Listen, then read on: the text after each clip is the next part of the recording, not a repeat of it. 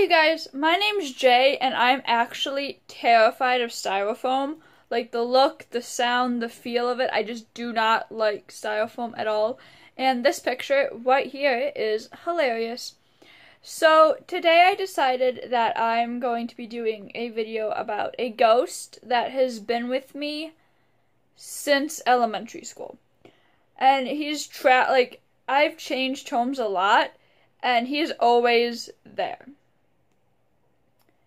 So I originally, my earliest memory of this ghost was, was in elementary school. Yeah, it was definitely in elementary school, and he'd only appear at night. And it would always be across from my bed. And I would see him as vividly as I see anybody, but in ghost kind of form, I guess. And he would be wet and slimy, and for some reason I'd always see a blue a blue energy around him. And yeah. How he looked was kind of I'm just trying to explain it because it's so hard to explain. And this is also the first time I've ever mentioned this to somebody because I don't want to be like the girl in elementary school, oh, I see dead people. Because I was already getting bullied then. I don't need to get bullied for that too. But he kind of reminded me of Will Turner's dad from the Pirates of the Caribbean, how wet and slimy his dad looked, but not totally like that because that's an actor, not a ghost. So yeah, and he would come in and out of my life and just staring at me. He never said anything, he just stared at me.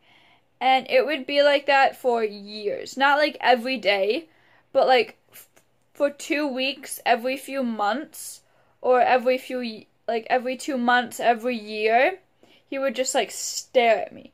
And I would always feel like someone just kind of walked over my grave every time. And there was this really thick energy in the room. I don't want to say dark, but heavy. And he would just be there. And I remember a few times during the day he would show up at my school, and I'd see him in the distance or something, but yeah, he was just always there. And then my